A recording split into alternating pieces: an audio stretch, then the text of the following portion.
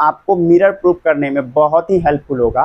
फिर ये गोलीय दर्पण होता क्या है इसको समझते हैं। गोलीय दर्पण क्या है ना, एक गुड मॉर्निंग क्लास। तो आज के क्लास में होने वाला है, आप देख पा रहे होंगे इंपॉर्टेंट टॉपिक यहाँ लिखा हुआ हमें, गोलीय दर्पण, गोलीय दर्पण के प्रकार, अवतल दर्पण, उत्तल दर्पण, गोलीय दर्पण संबंधित पद। तो इसको जानने से पहले हम सबसे मेन चीज आपको बता देते हैं, इसमें आपको कंसंट्रेट रहने की जरूरत है। अगर आप गोलीय दर्पण को समझ पाएंगे तो उसके प्रकार को समझ जाएंगे, और आप उसके प्रकार को समझ जाएंगे तो फिर उससे संबंधित जो पद है उसको समझ पाएंगे। और उसके बाद सबसे मेन टॉपिक जो आता है बिहार बोर्ड के लिए, मिरर प्रूफ। मिरर प्रूफ को समझने के लिए इन सभी टॉपिक को समझना बहुत ही जरूरी है। आज का वीडियो आपको मिरर प्रूफ करने में बहुत ही हेल्पफुल होगा, इसलिए इस वीडियो को कंसंट्रेट होकर, एकाग्रचित्त होकर बने रहें। तो आइए आज की क्लास को स्टार्ट करते हैं। तो है आज का टॉपिक जो हमारा सबसे फर्स्ट टॉपिक होने वाला है, गोलीय दर्पण। ये देखिए आपको दिख पा रहा हो गोलीय दर्पण, ऐसे आप थंबनेल को देखकर समझ चुके हैं आज का क्लास क्या होने वाला है। गोलीय दर्पण, आखिर ये गोलीय दर्पण होता क्या है इसको समझते हैं। गोलीय दर्पण क्या है ना, एक खोखला गोला का भाग होता है। गोलीय दर्पण क्या होता है, खोखला गोला का भाग होता है। जैसे आपको ड्रॉ करके थोड़ा दिखाते हैं, समझिएगा, थोड़ा टाइम दीजिएगा, हम चित्र ड्रॉ कर लेते हैं।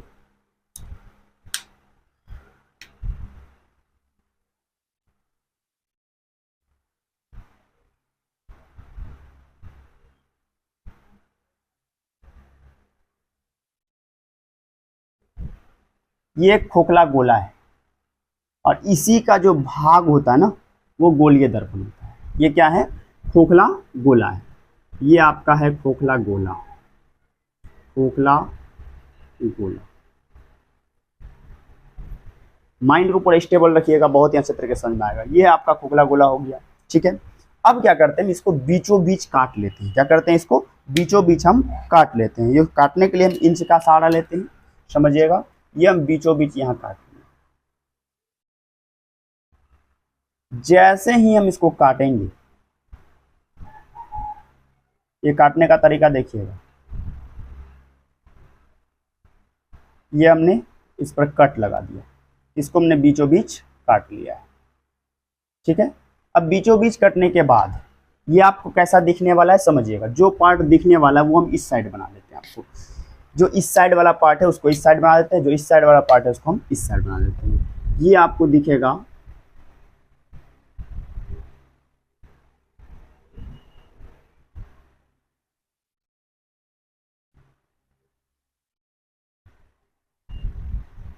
साइज पर नहीं आइएगा, एक्चुअल साइज बनाना थोड़ा संभव नहीं है।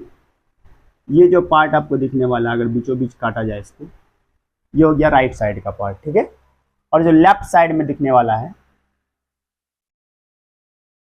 वो पार्ट होने वाला आपका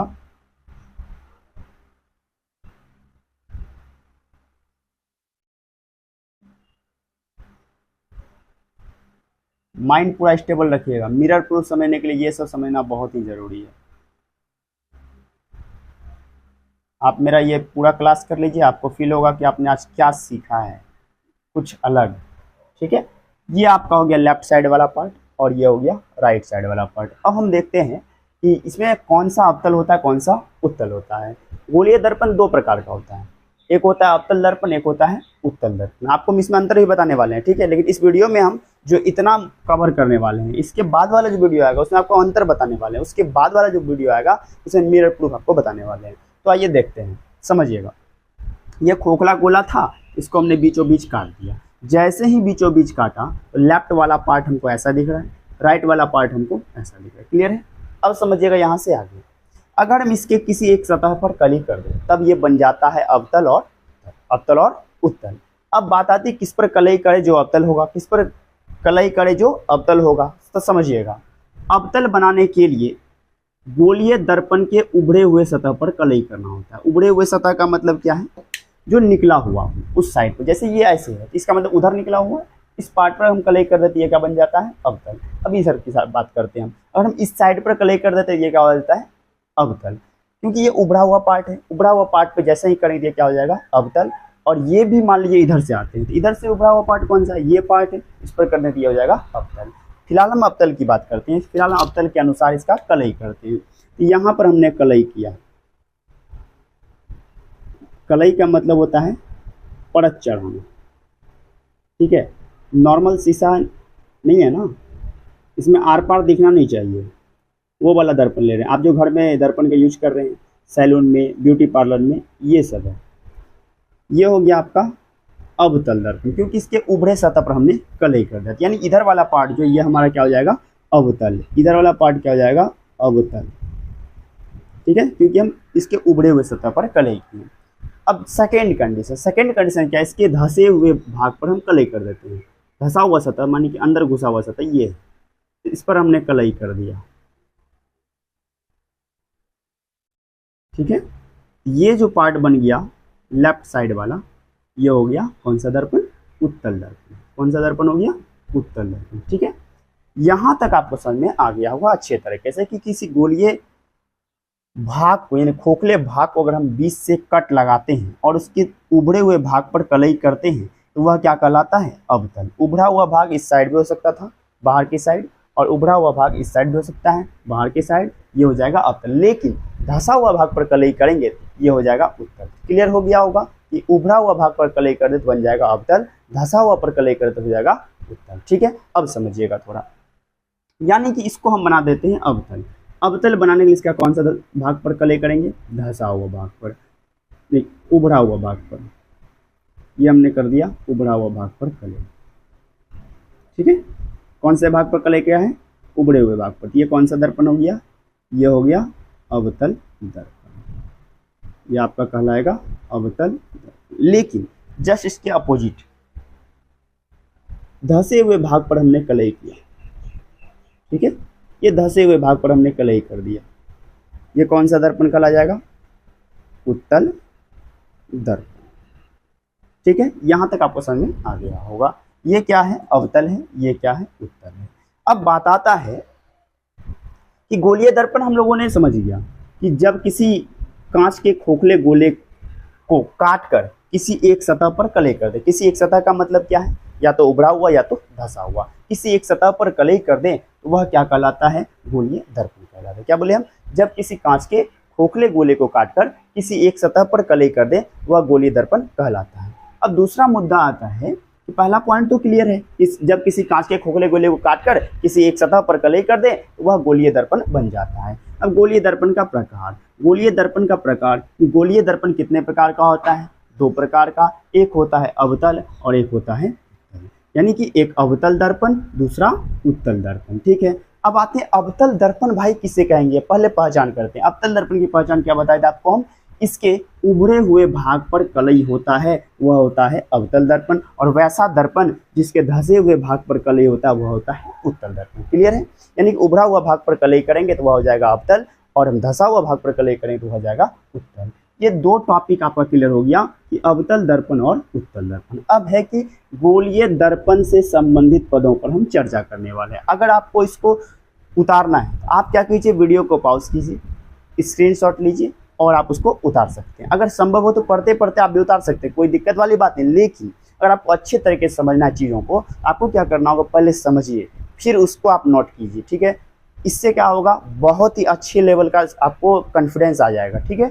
तो इसको क्या कीजिए, वीडियो को पॉज करिए, स्क्रीनशॉट लीजिए और आप इसको नोट कर लीजिए। तो हम अगले मुद्दे पर अब बनने वाले हैं। तो अगला मुद्दा क्या है हमारा, गोलीय दर्पण से संबंधित पद। क्या है, गोलीय दर्पण से संबंधित पद। फिलहाल मैं इस चित्र को इरेज कर रहा हूँ, ठीक है।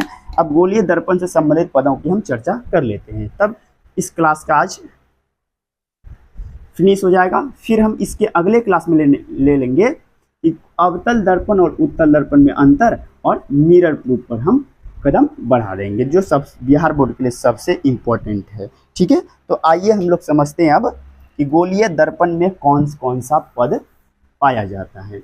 इसको भी बहुत अच्छे तरीके से समझना है। अवतल उत्तल हम लोग समझ गए, गोलीय दर्पण समझ गए, गोलीय दर्पण के प्रकारों को अच्छे तरीके से हम लोग समझ गए हैं, पहचान भी कर रहे हैं कि अवतल कौन सा है और उत्तल कौन सा है। अब आता है मुद्दा कि गोलीय दर्पण से संबंधित पदों की हम चर्चा करने वाले हैं। इससे संबंधित पद, इससे संबंधित यानी किससे संबंधित, गोलीय दर्पण से संबंधित पद की चर्चा करने वाले। गोलीय दर्पण कहने का मतलब है अवतल उत्तल दोनों के लिए ये पद काम करता है। अवतल उत्तल दोनों के लिए हम पद की चर्चा कर लेते हैं। एक एक पद बहुत अच्छे तरीके से आपको समझाने वाले हैं, यानी आपको मिरर प्रूफ में ये पद बहुत ही काम आने वाला है। आज आपको यही बताने वाले हैं कि किसका संकेत क्या होता है, आखिर गोलीय दर्पण का कौन सा पद कैसे परिभाषित करेंगे। ठीक है, आइए समझते हैं। लास्ट में आपको हम सारे परिभाषा को एक साथ बताने वाले हैं कि आपको लिखना कैसे है। फिलहाल आप अभी समझिए। ठीक है, समझा हुआ चीज आप भूल नहीं सकते हैं, रटा हुआ चीज भूल सकते हैं, इसलिए रटंतु मत बनिए, परंतु बन गए परंतु। आइए समझते हैं। यहाँ पर हम एक चित्र ड्रॉ कर लेते हैं। ठीक है, फिलहाल मैं अवतल दर्पण का चित्र ड्रॉ कर लेता हूँ, इसी से सारा पॉइंट हम समझाने वाले हैं। ये देखिए अवतल दर्पण हम बना रहे हैं। हम क्या कर रहे हैं, गोलीय दर्पण को बीचों बीच काट रहे हैं और उसके उभरे हुए भाग पर कलई कर रहे हैं। कौन से भाग पर?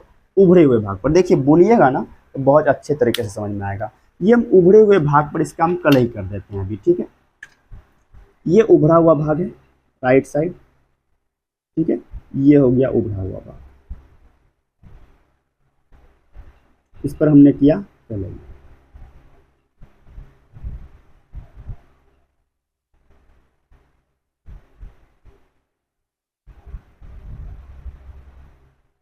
माइंड को पूरा स्टेबल रखेंगे। जब भी पढ़ाई कीजिए स्टेबल माइंड से कीजिए। अगर स्टेबल नहीं हो पा रहा है, थोड़ा देर आप गेम खेल लीजिए, म्यूजिक सुन लीजिए, उसके बाद स्टेबल तो हो जाएगा भाई, उसके बाद पढ़ लीजिए आप। ठीक है, और हर 1 घंटे के पढ़ाई के बाद ब्रेक लिया कीजिए। बहुत ही हाई लेवल का कॉन्फिडेंस इससे आने वाला है। आइए समझते हैं हम कि गोलीय दर्पण से संबंधित पद क्या क्या हो सकता है। ये कौन किस दर्पण का चित्र है, अवतल या उत्तल? तो आप बोलेंगे अवतल, क्योंकि आप अच्छे तरीके से समझ चुके हैं कि अवतल क्या होता है, उत्तल क्या होता है। अवतल आप क्यों बोल रहे हैं? ठीक है, कमेंट में बताइएगा अवतल आप क्यों बोल रहे हैं। क्योंकि आप ये कमेंट करेंगे कि इसके हम उभरे हुए भाग पर कलई कर रहे हैं। ठीक है, यानी कि दर्पण के हम किस भाग पर, उभरे हुए भाग पर कलई कर रहे हैं, तो यह कौन सा दर्पण हो जाएगा?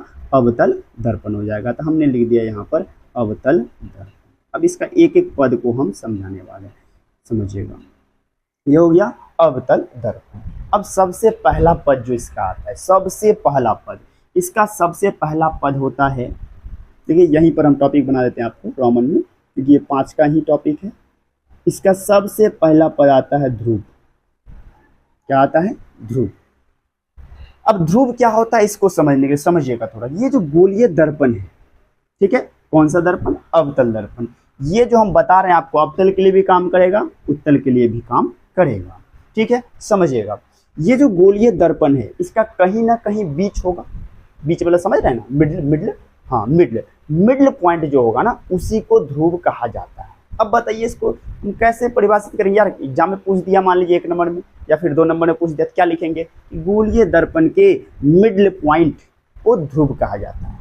गोलीय दर्पण के मिडल पॉइंट का मतलब मध्य बिंदु। ठीक है, तो गोलीय दर्पण के मध्य बिंदु को ध्रुव कहा जाता है। इसको हम दिखा देते हैं ध्रुव होता कहाँ है। मान लिया जाए इसका मिडल पॉइंट ये, ठीक है, ये आपका मिडल पॉइंट है इस दर्पण का, अवतल दर्पण का यानी गोलीय दर्पण का। ये मान लिया जाए कौन सा पॉइंट है? Middle point. ठीक है, ये जो मिडल पॉइंट है ये वाला, इसको हम लोग कहते हैं ध्रुव, यानी ध्रुव को संकेत करते हैं पी से। ध्रुव को संकेत करते हैं किससे? पी से। इसको और भी जूम कर देते हैं। ये हो गया पी। पी यानी क्या? ध्रुव। इसका संकेत क्या होता है मेरे भाई साहब? पी। ठीक है, ध्रुव। अब आप ध्रुव की परिभाषा आसानी से लिख सकते हैं। क्लियर है? क्या क्लियर है? कि गोलीय दर्पण के मध्य बिंदु को ध्रुव कहा जाता है। अब मुद्दा आता है कि इससे अगला पॉइंट क्या आने वाला है। इससे अगला पद आ जाएगा आपका वक्रता केंद्र। क्या आ जाएगा? वक्रता केंद्र। और इसको हम संकेत करते हैं सी से। वक्रता केंद्र का संकेत क्या होता है? सी होता है। अब समझिए, ये जो आप बना रहे हैं डिवाइडर से बनाएंगे। ठीक है, तो डिवाइडर से जब बनाएंगे, डिवाइडर का वो जो नोक होता है, नोक, एक भाग में पेंसिल एक भाग में नोक, तो वो जो नोक है उसको जिस जगह पर रखेंगे ना, वही वक्रता केंद्र होता है।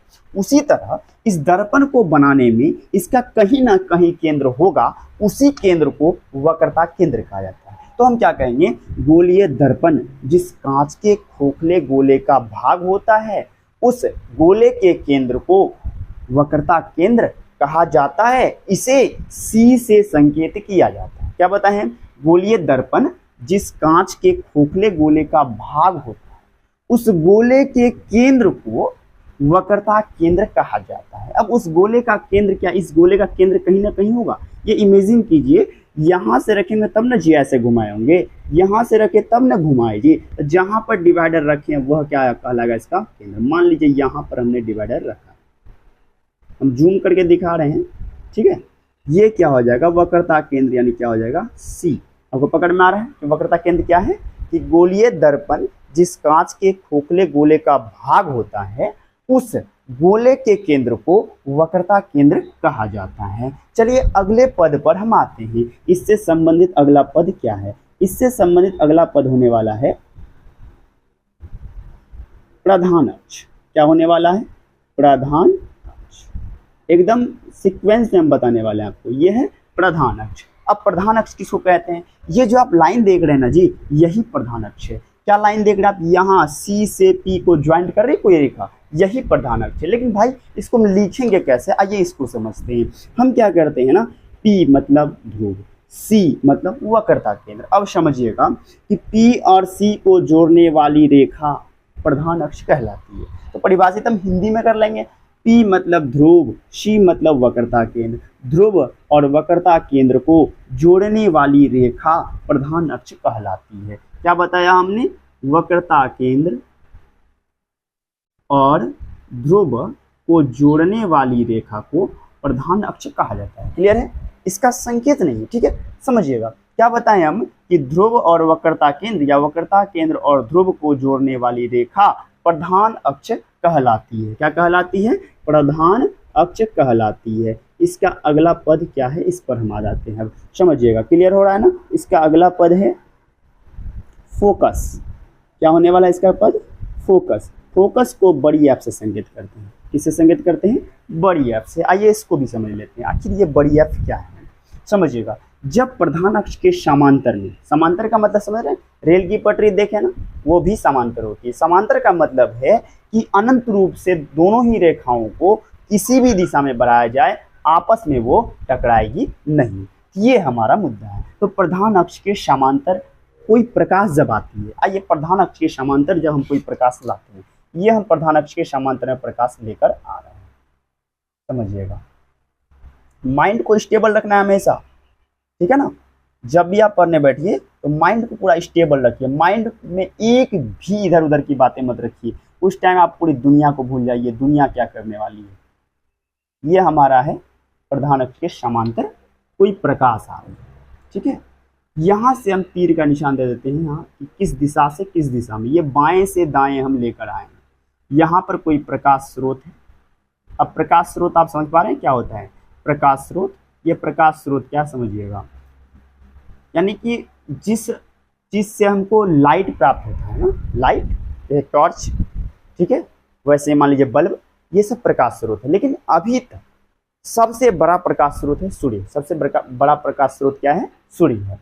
यहाँ पर जो है, मान लीजिए कोई प्रकाश स्रोत है, यहाँ पर हम सूर्य ही बना देते हैं, जिससे समझ में ज़्यादा आ जाएगा, नज़र भी पड़ेगा। यहाँ पर ये क्या है, सनलाइट है, ठीक है। सनलाइट जब इसके प्रधान अक्ष के समांतर आती है, जब प्रधान अक्ष के समांतर प्रकाश की किरण आती है तो वह दर्पण से क्या होती है, टकरा जाती है। यहाँ से टकरा गई, किस बिंदु से टकरा गई, मान लीजिए यहाँ पर ले लेते हैं हम बी। कौन से बिंदु से टकरा गई है, बी से टकरा गई है। और इसी घटना को हम परावर्तन भी कहते हैं।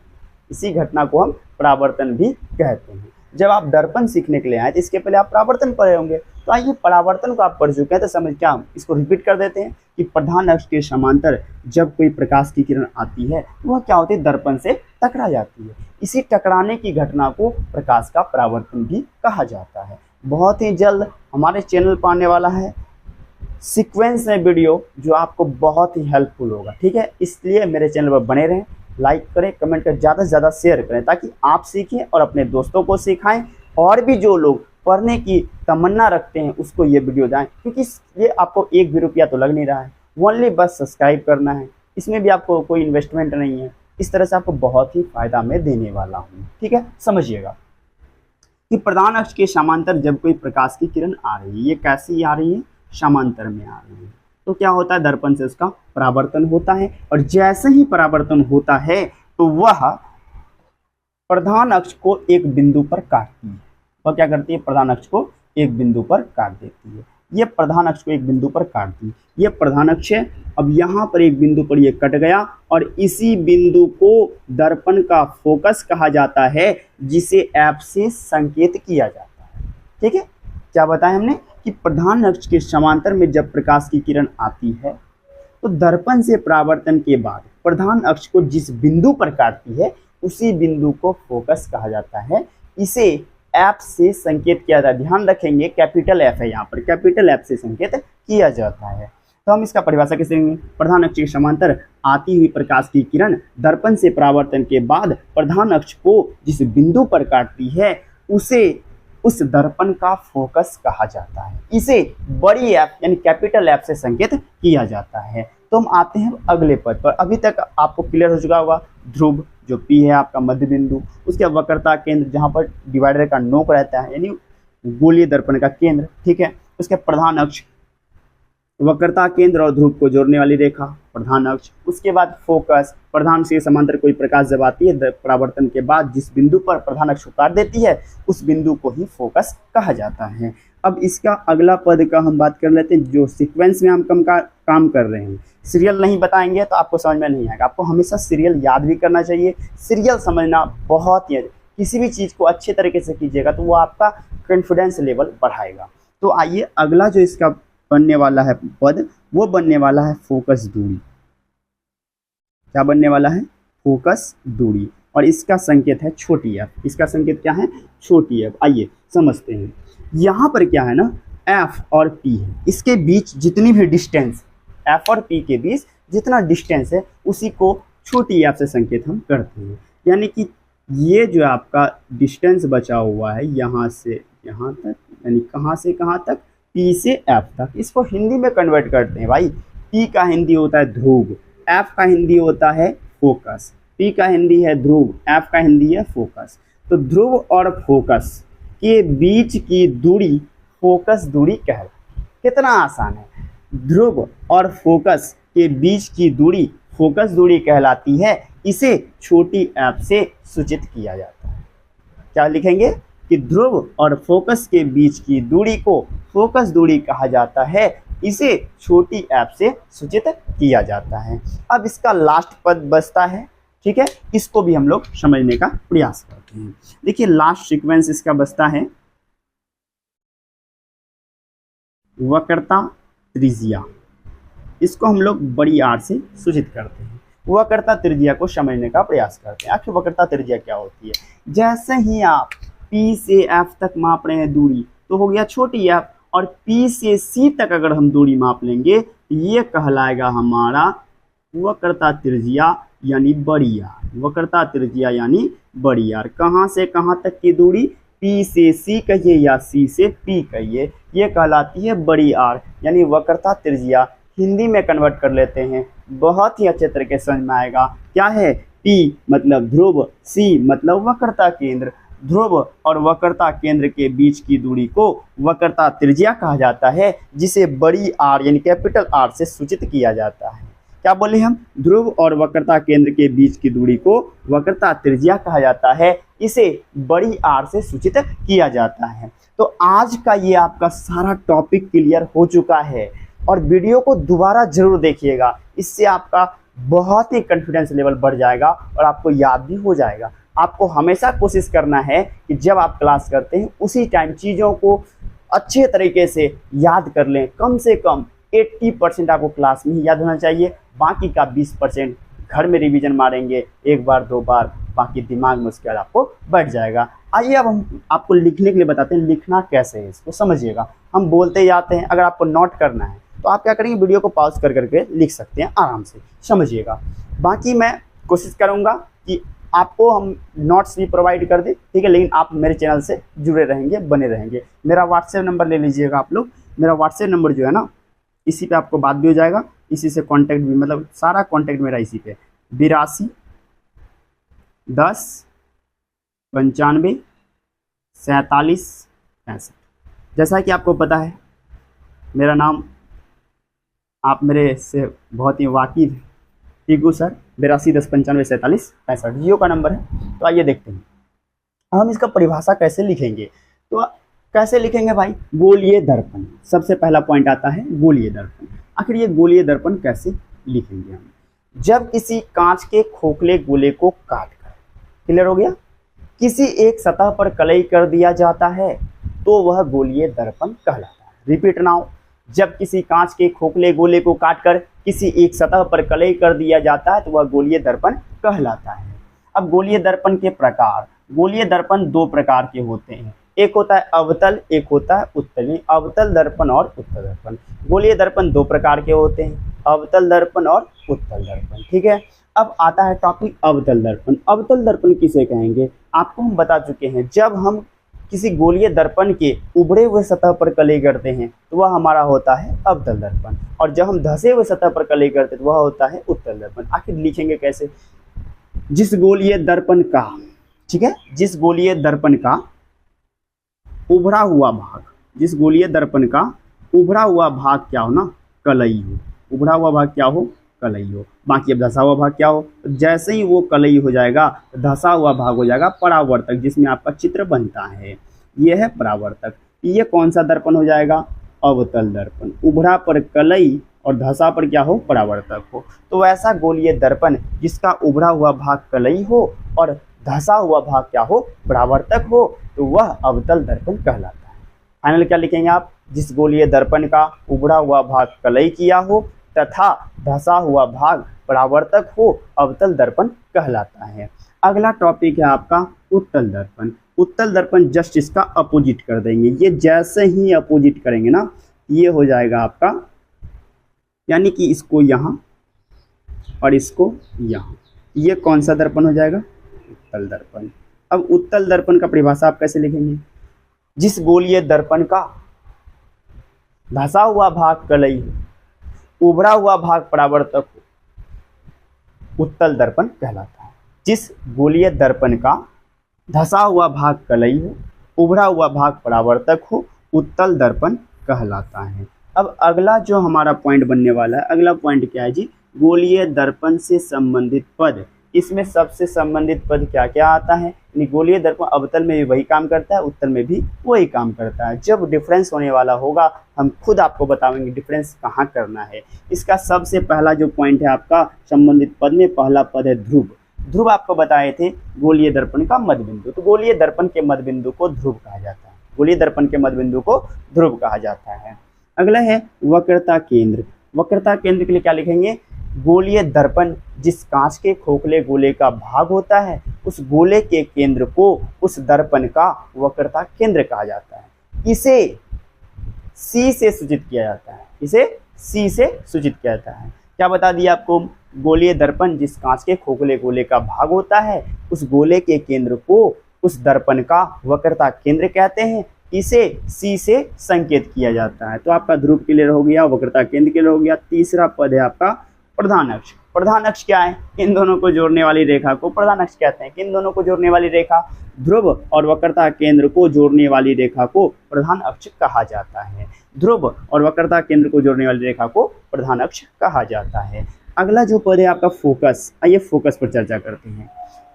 प्रधान अक्ष के समांतर आती हुई प्रकाश की किरण दर्पण से परावर्तन के बाद प्रधान अक्ष को जिस बिंदु पर काटती है उस बिंदु को दर्पण का फोकस कहा जाता है। रिपीट नाउ, ठीक है, कि प्रधान अक्ष के समांतर आती हुई प्रकाश की किरण दर्पण से परावर्तन के बाद प्रधान अक्ष को जिस बिंदु पर काटती है उस बिंदु को दर्पण का फोकस कहा जाता है। इसे बड़ी ऐप से संकेत किया जाता है। अब अगला मुद्दा आता है फोकस दूरी। अगला पद है फोकस दूरी। ध्रुव और फोकस के बीच की दूरी को फोकस दूरी कहा जाता है। ध्रुव और फोकस के बीच की दूरी को फोकस दूरी कहा जाता है। इसे छोटी ऐप से संकेत किया जाता है। अब लास्ट पद आपका आता है वक्रता त्रिज्या। लास्ट एंड फास्ट, वक्रता त्रिज्या। ध्रुव और वक्रता केंद्र के बीच की दूरी को वक्रता त्रिज्या कहा जाता है। इसे बड़ी आर से संकेत किया जाता है। ध्रुव और वक्रता केंद्र के बीच की दूरी को वक्रता त्रिज्या कहा जाता है। इसे बड़ी आर इन कैपिटल आर से संकेत किया जाता है। तो आज की वीडियो में आपको हमने बता दिया है गोलीय दर्पण के प्रकार और गोलीय दर्पण से संबंधित पद। अब जो हम अगले वीडियो में आने वाले लेकर के गोलीय दर्पण, जैसे कि अवतल और उत्तल, अवतल दर्पण उत्तल दर्पण में डिफरेंस क्या है, इसका यूज क्या है। उसके बाद आपको हम बताने वाले हैं मिरर प्रूफ। मिरर प्रूफ का जो सीरीज स्टार्ट होगा बहुत ही अच्छे तरीके से आपको समझ में आएगा, लेकिन जब तक आप इस वीडियो को पूरा कवर नहीं कर लेते हैं मिरर प्रूफ, तब तक समझ में आपको नहीं आने वाला है। और मैं दावे के साथ कहता हूं इस वीडियो को कवर कर लेने के बाद आपको मिरर प्रूफ बहुत ही अच्छे तरीके से आने वाला है। तो मिलते हैं अगले क्लास में, तब तक के लिए आप बहुत ही अच्छे तरीके से लगन से बने रहिए अपने पढ़ाई में, आपका रिजल्ट बहुत ही बेहतर होगा, आप बहुत ही होनहार रहें।